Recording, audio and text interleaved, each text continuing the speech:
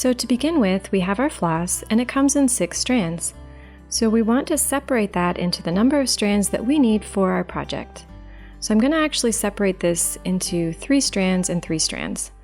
And you can see that when you pull it, sometimes it knots. In fact, most of the time it will not. But that's okay. I'm doing this intentionally to show you that it's going to happen, so don't worry. And when it does, just pull the thread from the other end. You can see I'm just pulling it from the other end and it gets rid of the tangle, helps get rid of the knot, and then you just start pulling it apart again and just repeat this process until you get all of the thread separated into the strands that you want.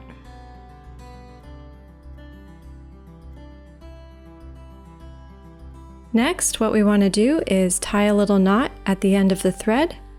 And you can see it's nothing fancy, just a regular little knot. And then we want to trim off the excess thread. So now we need to get the thread through the needle. And to do that, I prefer actually using a needle threader. It's just quicker and easier and just saves me a lot of time. And the one I like to use is this little metal one. It's super simple, as you can see. It's quick and it just is so easy to thread things with it. And there we go.